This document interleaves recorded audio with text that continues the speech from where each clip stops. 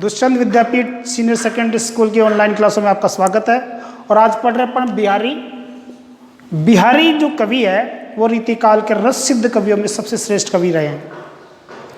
इनकी जो रचना बिहारी सतसई है उसके बारे में कहा जाता है कि सतसैया के दोहरे जो नाविक के तीर, देखन में छोटे लगे गाँव करे गंभीर।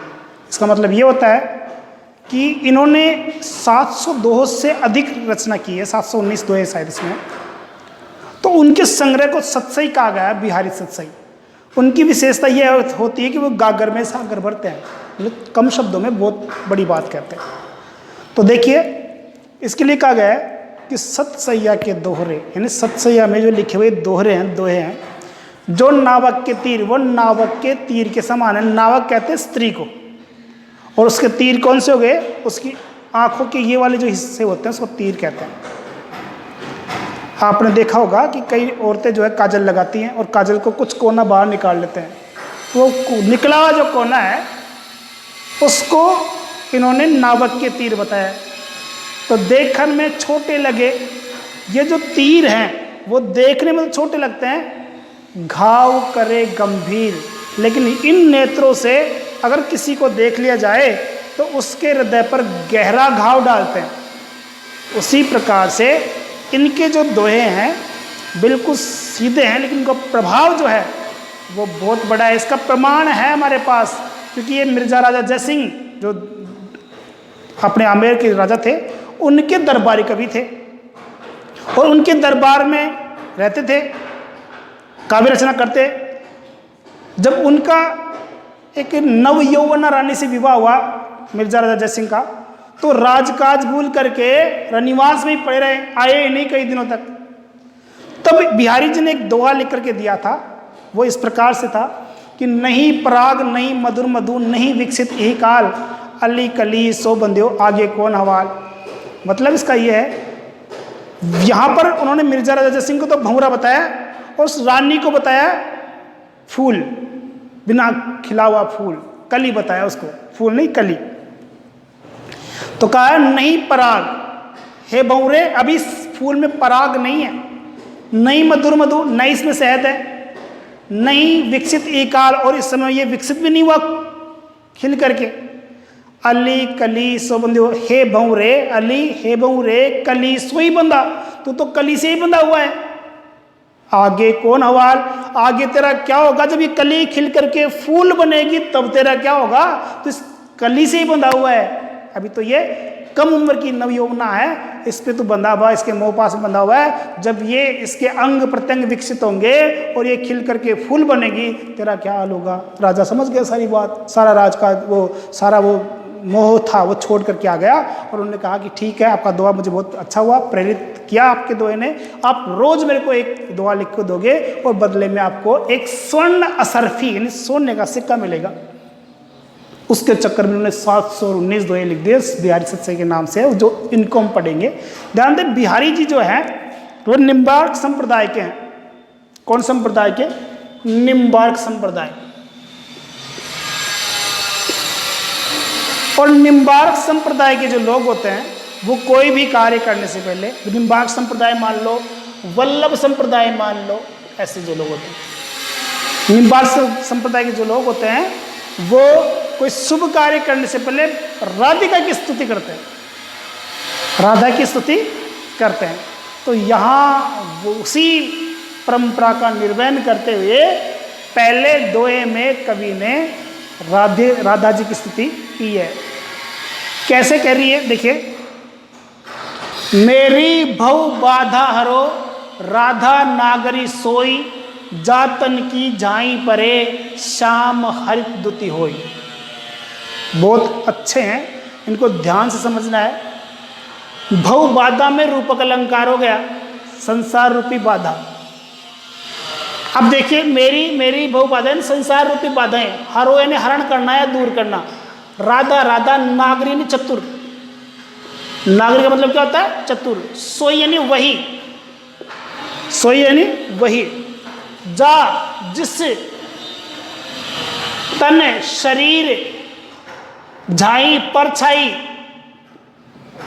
परे पड़ने पर श्याम श्याम शब्द के दो अर्थ निकल रहे हैं यहां पर, एक तो कृष्ण और एक काला। हरित यानी हरा, द्वितीय यानी चमक, हो यानी होना। तो इसमें एक तो रूपक अलंकार हो गया, एक श्लेष अलंकार हो गया, और अनुप्रास अलंकार तो है ही, अंत्य अनुप्रास अलंकार इसमें है। अब समझते हैं इस पैराग्राफ को। कवि बिहारी कह रहे हैं, राधा जी की स्तुति करते हुए कहते हैं कि मेरी भव बाधा हरो, हे राधिका जी मेरी सांसारिक बाधाओं को हरण करो, दूर करो, क्योंकि आप ये काम करने में सक्षम हैं। मेरी भव बाधा हरो, हे राधिका जी आप मेरी सांसारिक बाधाओं को हरण करो, दूर करो। राधा नागरी, हे चतुर राधिके, हे चतुर राधिके आप मेरी सांसारिक बाधाओं का हरण करो, उसको दूर करो। सोई आप वही राधिका जी हैं, जातन की जिनके शरीर की झाई परे परछाई मात्र पड़ने से, जिनके शरीर की परछाई मात्र पड़ने से श्याम हरित द्युति होय। श्याम यानी कृष्ण जी, हरित द्युति यानी चमक, यानी कृष्ण जी प्रसन्न हो जाया करते हैं, जिसकी परछाई मात्र पड़ने से भगवान कृष्ण जो है वो प्रसन्न हो जाते हैं। और दूसरा अर्थ इसका ये भी है, श्याम यानी कृष्ण जो है काले रंग के, हरित, अब ध्यान दे, हरित यानी हरा रंग, अर्थात कृष्ण जी का जो सांवला रंग है वो आपके गोरे रंग के साथ मिलकर के हरा रंग प्रदान करता है। जातन की जिनके शरीर की परछाई मात्र पड़ने से श्याम हरित, अर्थात भगवान श्री कृष्ण का श्याम रंग और आपका गोर रंग मिलकर के हरित द्युति, हरी चमक, हरे रंग की चमक प्रदान करती है। और हरा रंग जो होता है वो प्रसन्नता का द्योतक होता है। तो इसको इस प्रकार से देख सकते हो, आप इसको इस प्रकार से देख सकते हो कि आपकी परछाई मात्र पड़ने से, आपके दर्शन मात्र होने से कृष्ण जी जो हैं वो प्रसन्न हो जाया करते हैं। जो तीनों लोगों के स्वामी आपको परछाई मात्र से प्रसन्न हो जाते हैं, तो ऐसी राधा जी मेरी सांसारिक बाधाओं का हरण करो, दूर करो। इस प्रकार से यह उन्होंने राधिका जी की स्तुति की है। दूसरा कह रहे हैं, तो पर वारो उर्वशी सुनी राधिके सुजान, तू मोहन के उर्वशी वे उर्वशी समान। ध्यान दे, ये यमक अलंकार का बहुत शानदार उदाहरण है, क्योंकि देखो यहाँ पर उर्वशी उर्वशी उर्वशी 3 बार आया है और इनके अलग अलग अर्थ हैं। और आप जानते हैं यमक अलंकार में शब्दों की आवृत्ति बार बार होती है, लेकिन इनके अर्थ अलग अलग निकलते हैं। तो यहाँ उर्वशी का अलग अर्थ है, उर्वशी का अलग अर्थ है, उर्वशी का अलग अर्थ है। उर्वशी एक परी का नाम है, अप्सरा का नाम है। उर्वशी यानी हृदय में बसना।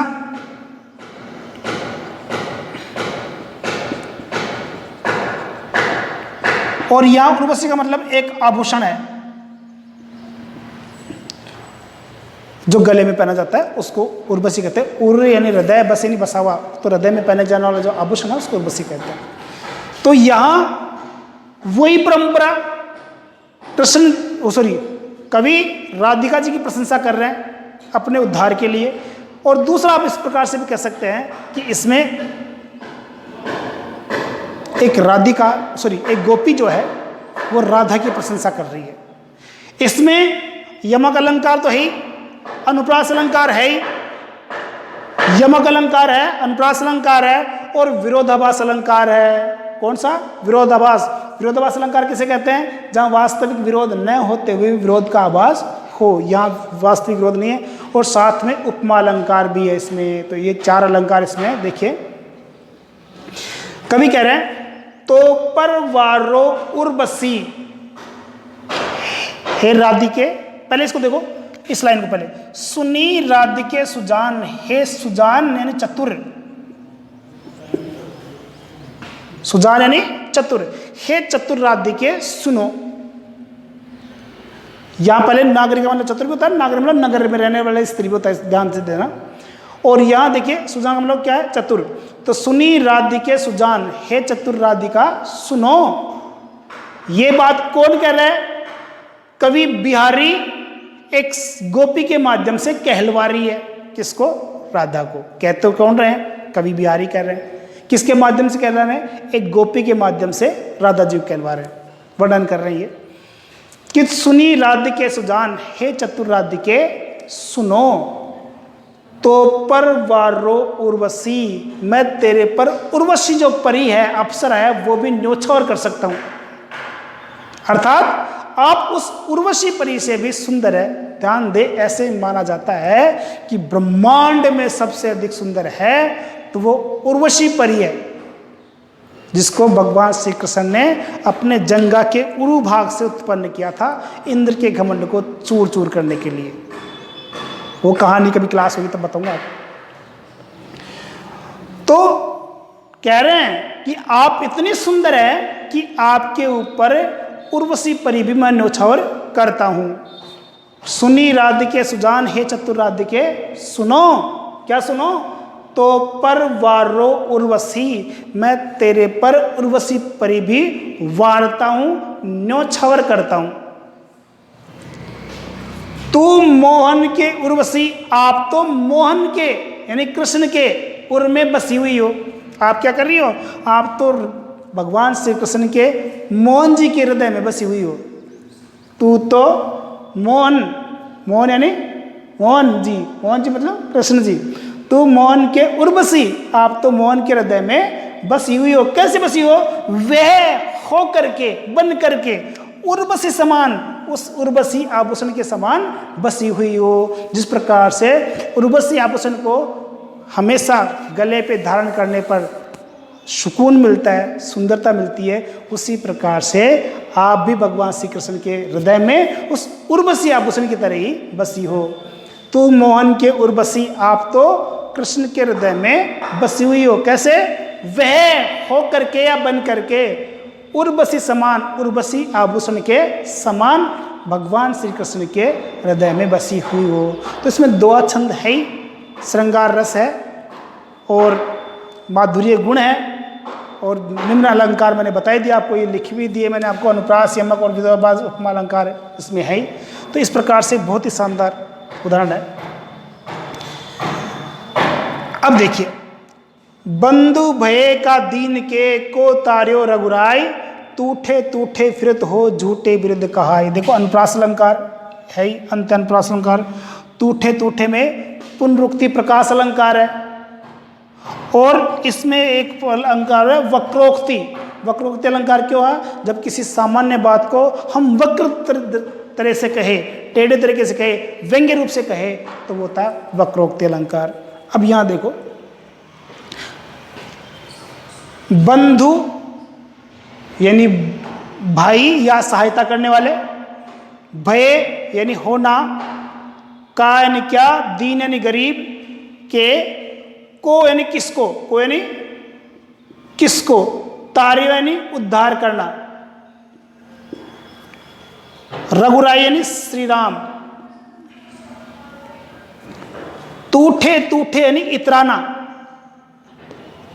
इतराते हुए, फिर तो फिरना, झूठे झूठ बाट में, विरुद्ध यानी प्रशंसा, कहा यानी करना। कवि कह रहे हैं कि लोग बाग तो आपकी फालतू में ही प्रशंसा करते हैं। अब इसमें देखो वक्रोक्ति अलंकार क्यों है, एक उदाहरण देके समझा रहा हूं आपको मैं। एक बच्चे ने टेस्ट दिया और टेस्ट में पूरी कॉपी में कुछ ही नहीं लिखा, पूरा कॉपी का पन्ना खाली छोड़ दिया, और लास्ट में एक लाइन लिख दी, और वो लाइन ये थी कि अगर आप में दम है तो मेरे को पास करके बताओ। टीचर को गुस्सा आया कि मेरे दम की बात करता है, ले तेरे को पास करता हूं। उसने इसको पास कर दिया। उसको चाहिए क्या था? यही तो चाहिए था। वो पास हो गया बिना कुछ पढ़े, बिना कुछ लिखे। हालांकि ये बनावटी बात है, ऐसा होता नहीं, लेकिन उसने तो अपनी मनमानी करवा ली।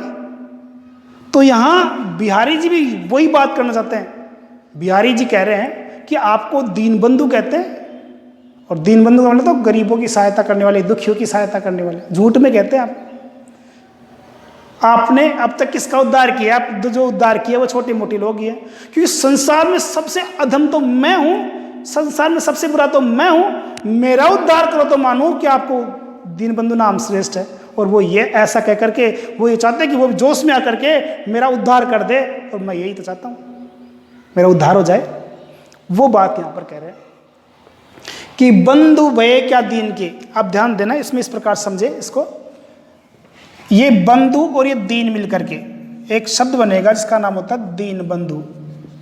और दीन बंधु कहते हैं ईश्वर को। तो कह रहे हैं बंधु भय क्या दीन के, आप दीन बंधु कैसे हो गए? आपने कौन से दीनों की सहायता की है, कौन से गरीबों की सहायता की है? गरीब से मतलब दुखियों की सहायता की है। को तार्यो, आपने हे रघुराई श्री राम जी, आप तक आपने किसका उद्धार किया है, किसको तारा है, किसको उद्धार किया है? क्योंकि अब तक आपने जिसका उद्धार किया, जिनको मोक्ष दिया है, वो इस काबिल थे ही नहीं, क्योंकि उन सब से तो नीच प्राणी या अधम प्राणी मैं हूं। तो आपने जो उद्धार किए अब तक, वो उद्धार करने लायक थे ही नहीं, उनका आपने फालतू में उद्धार कर दिया। उद्धार करने लायक तो मैं हूं, मेरा उद्धार करो तो बताऊं। बंधु भय का दीन के को तार्यो रघुराय, हे रघुराई श्री राम जी, आपको लोग बाग फालतू में दीन बंधु कहते हैं। आप तक आपने किसका उद्धार किया है? टूटे फिर तो, क्योंकि आपको लोग बाग दीन बंधु कहते हैं और आप इतराते फिर रहते हैं कि मैं तो दीन बंधु हो गया, मैं तो दीन बंधु हूं, मेरे को दीन बंधु कहते हैं, मैं दुखियों की सहायता करने वाला हूं। और इतराते हो इस नाम को पा करके। हे भगवान श्री राम, आप इस नाम को पा करके बड़े इतराते फिरते रहते हो, टूटे फिरते हो, यानी इतराते फिरते रहते हो। झूठ माट में वृद्ध प्रशंसा कहा करते हैं लोग बाग, तो आपकी प्रशंसा झूठ माट में ही करते हैं। आप इस लायक है ही नहीं। अगर आप अपने दीन बंधु नाम को सार्थक करना चाहते हो तो पहले मेरा उद्धार करो, तब मैं मानूंगा कि वास्तव में आप दीन बंधु है। तो इस प्रकार से कवि ने भगवान श्री राम की भी आराधना की है। ठीक है, हेलो, हाँ, तो देखिए आगे वाला दुआ चौथा है, कब को टेरे तु दीन रट, होत न श्याम सहाय, तुम हो लागी जगत गुरु, जग नायक जगबाय। अनुप्रास अलंकार देखिए, अनुप्रास अलंकार, उत्प्रेक्ष अलंकार, ये है सबसे इंपॉर्टेंट बात है इसमें सख्य भाव की, उनकी सख्य भाव की भक्ति जो है वो प्रकट हो रही है। किसकी? बिहारी जो है, यहाँ पर उन्होंने भगवान श्री कृष्ण को अपना सखा माना है, सख्य भाव की भक्ति प्रकट हो रही है। अब शब्दार्थ देखिए, कब को यानी कब से, टेरे तो यानी आवाज लगाना, दीन रट यानी दुखपूर्ण, होत यानी करना या होना, न यानी नहीं, श्याम यानी कृष्ण, सहाय यानी सहायता, तुम हो यानी तुम्हें, लागी यानी लगना, जगत गुरु संसार के गुरु, जग नायक संसार के नायक, जग बाय, बाय यानी हवा, जग बाय का मतलब सांसारिक हवा। तो सांसारिक हवा लगना एक मुहावरा भी होता है, यानी प्रभावित होना, संसार से प्रभावित होना, इसका मतलब होता है। अभी जो तीसरा दुआ पढ़ने पड़ा बिल्कुल वैसा ही है, वो श्री राम को संबोधित था और ये श्री कृष्ण को संबोधित है। देखिए क्या कह रहे हैं, कब को टेरे तु दीन रट, हे कृष्ण जी, मैं कब से आपको दुखपूर्ण आवाज में पुकार रहा हूं। दुखपूर्ण आवाज में क्यों पुकार रहे हैं? कि अगर मेरी दुखपूर्ण आवाज सुन लें तो मेरा उद्धार हो जाए। तो मैं कितनी देर से हे कृष्ण जी आपको तीन रट यानी दुखपूर्ण आवाज में रट रहा हूं, पुकार रहा हूं। होत न श्याम सहाय, हे कृष्ण जी आप मेरी सहायता नहीं कर रहे हो। होत नहीं कर रहे हो, श्याम कृष्ण भगवान सहाय सहायता, हे कृष्ण जी आप मेरी सहायता नहीं कर रहे हो। मैं कब से आपको दुखपूर्ण आवाज में पुकार रहा हूं, लेकिन आप मेरी सहायता नहीं कर रहे हो, मेरी आवाज नहीं सुन रहे हो। आप मेरी आवाज को सुन करके भी अनसुना कर रहे हो, शायद ऐसा लगता है। तो मैं कितनी देर से, कितने दिनों से आपको अपनी दुखपूर्ण आवाज में पुकार रहा हूं, क्योंकि मैं दुखी हूं संसार में, और जब तक संसार में रहूंगा दुखी रहूंगा। आप मेरा उद्धार कर दे ताकि मेरे सारे कष्ट दूर हो जाए। कब को टेरत दिन रटत होत न श्याम सहाय, तुम हूं लागी जगत गुरु, हे जगत गुरु आपको लग गई है, क्या लग गई है? जग नायक है संसार के नायक, जग बाई आपको भी सांसारिक हवा लग गई है। सांसारिक हवा लगने का मतलब क्या हुआ? सांसारिक हवा लगने का मतलब यह हुआ कि संसार के लोग मतलबी होते हैं, अपना मतलब निकालते हैं, वो किसी गरीब की तरफ ध्यान नहीं देते। तो शायद आपको भी संसार की हवा लग गई है, इसलिए संसार के लोगों की जैसे ही हो गए। मैं कब से आपको दुखपूर्ण आवाज में पुकार रहा हूं, लेकिन आप मेरी तरफ बिल्कुल भी ध्यान नहीं दे रहे हैं। अगर आपको हवा नहीं लगी तो मेरी तरफ देखे, मेरी सहायता करे, मेरा उद्धार करे। देखिए, या देखो, कब को टेरत दिन रट, मैं कब से दुखपूर्ण आवाज में पुकार रहा हूं आपको। होत न श्याम सहाय, हे श्याम जी आपने मेरी अभी कोई सहायता नहीं की है।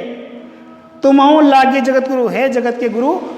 और जगनायक देखो, यह उपमा अलंकार भी है, क्योंकि भगवान श्री कृष्ण को किसकी उपमा दी है? जगत गुरु की। और जगनायक संसार के नायक की उपमा दी है, उपमा अलंकार भी है।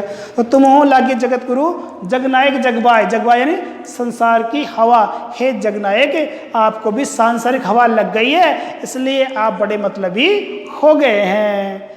अतः अगर नहीं लगी तो मेरी सहायता करे, मेरा उद्धार करे। नेक्स्ट है, या अनुरागी चित्त की गति समझे नहीं कोई, जो जो बूढ़े श्याम रंग त्यो त्यो उज्ज्वल होई। ध्यान दे, इसमें श्लेष अलंकार का शानदार उदाहरण है। श्याम में श्लेष अलंकार है, जो जो में पुनरुक्ति प्रकाश अलंकार है, जो जो त्यो त्यो, और साथ ही अनुप्रास अलंकार भी है और विरोधाभास अलंकार भी है। विरोध का आभास हो रहा है पर, तो कितने अलंकार हो गए? अनुप्रास अलंकार, श्लेष अलंकार, पुनरुक्ति प्रकाश अलंकार और विरोधाभास अलंकार। तो 4 अलंकारों का यहाँ पर प्रयोग हुआ है। 2 छंद है। और देखिए, या अब शब्दार्थ देखिए इसके, अनुरागी यानी प्रेमी, अनुरागी यानी प्रेमी, चित्त यानी मन, की यानी की, गति यानी चाल, समझे नहीं समझता, कोई यानी कोई भी, जो जो जैसे जैसे, बूढ़े नहीं डूबना, श्याम का मतलब कृष्ण और श्याम का मतलब काला, रंग यानी रंग, त्यों त्यों त्यों त्यों, उज्ज्वल यानी उज्ज्वल। ये तद्भव शब्द है, हो यानी होना।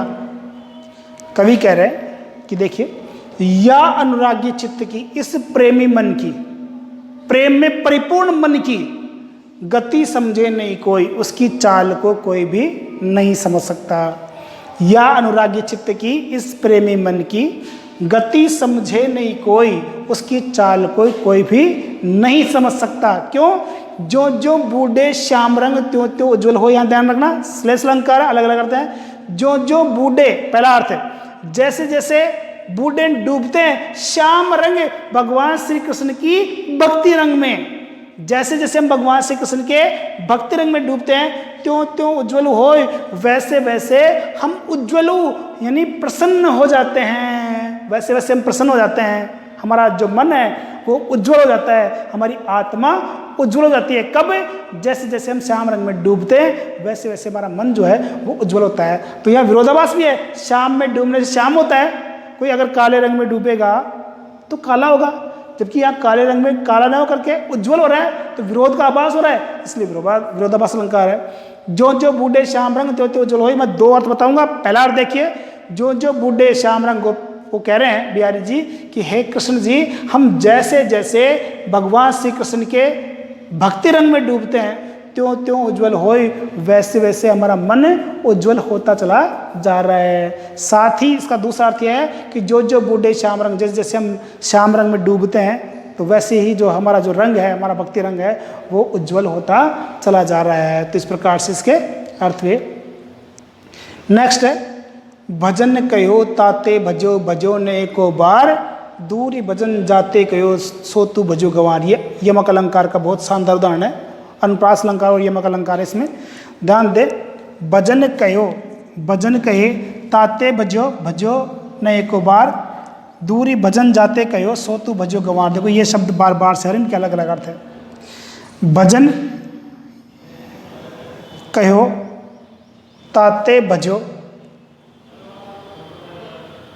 भजो न एको बार, दूरी भजन जाते कहो सो तू भजो गंवार। भजन यानी भजन करना, ताते ने उससे, भजो यानी भागना, भजो यानी भजन करना, भजो यानी भागना, भजो यानी भजन करना, नैन नहीं, एको बार एक बार, दूरी दूर, भजन भागने, जाते कहो, जाते जाते हुए, कहो इन कहना, सो ने सो, ते ने ते, भजो यानी भजन करना ने अपनाना, अपनाना, गंवार यानी गंवार पुरुष। तो अनुप्रास अलंकार और यमक अलंकार का बहुत ही शानदार उदाहरण है। कवि कह रहे हैं भजन कहो ताते बजो, कि मैंने आपको भगवान की भक्ति करने के लिए कहा, भजन कहो भगवान की भक्ति करने के लिए कहा, ताते भजो उससे तो तू दूर भाग गया, भजो ने एको बार, तूने उस भगवान की भक्ति एक बार भी नहीं की। दूरी भजन, और जिन विषय वासनाओं विकारों से आपको दूर भागने के लिए कहा, दूरी भजन दूर भागने के लिए कहा, किससे? विषय वासना विकार बुराई, इनसे तेरे को दूर भागने के लिए मैंने कहा, दूरी भजन दूर भागने के लिए कहा, सो उनको तय तू भजो अपनाया, गंवार है गंवार व्यक्ति, तूने उनको भजा यानी उनको अपनाया, जो मैंने तेरे को कहा कि इनको तेरे को छोड़ना है उसको तो अपनाया, और अपनाने के लिए कहा उसको छोड़ा, इसलिए तेरे को क्या बताया गया? गंवार बताया गया। वापस देखिए, भजन कहो हे गंवार व्यक्ति, जिस बातों को तेरे को भजन करने के लिए कहा, भगवान की भक्ति करने के लिए कहा, भजो तो तू उसे दूर भागता रहा, उनको भजन नहीं किया, भजो ने एको बार, आपने भगवान का भजन एक बार भी नहीं किया, तो आपका उद्धार फिर कैसे हो सकता है? दूरी भजन जाते क्यों, मैंने जिन विषय वासना विकारों से आपको दूर भागने के लिए कहा, सोते भजो गंवार है गंवार व्यक्ति, तूने उनको भजा, तूने उनको अपनाया। इस प्रकार से आपके ये आज 6 दोहे कंप्लीट हो गए। धन्यवाद।